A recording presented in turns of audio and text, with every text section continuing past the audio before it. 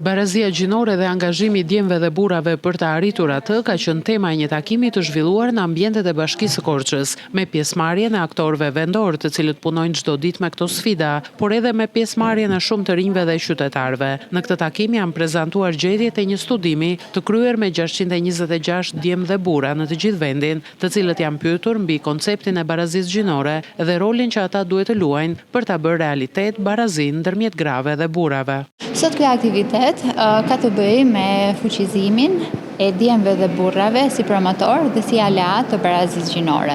Gjatë takimit do të prezantojmë disa gjetje të një studimi që është prezantuar dhe publikuar së fundmi, i cili ka të bëjë po me perceptimin e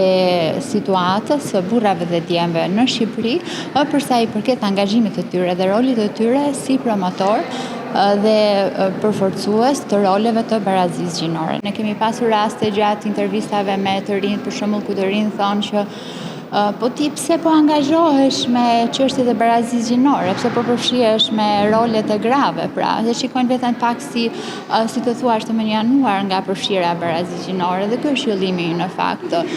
Jo vetëm të promovojnë burrat dhe djemt si aleat, por ato të jenë rrugëtar të gjithë punës që ne po bëjmë për krah me gratë, të jenë edhe burrat. Studimi është kryer nga disa donatorë dhe Ministria e Shëndetësisë e Mbrojtjes Sociale, me qëllim gjetjen e problematikave në drejtim të barazisë gjinore dhe gjetjen e zgjidhjeve për të bërë të mundur që jo vetëm gratë, por edhe burrat të përfshihen në këtë sfidë, duke ju mësuar sidomos djemve të rinj konceptet e barazisë gjinore dhe aplikimin e tyre në praktikë.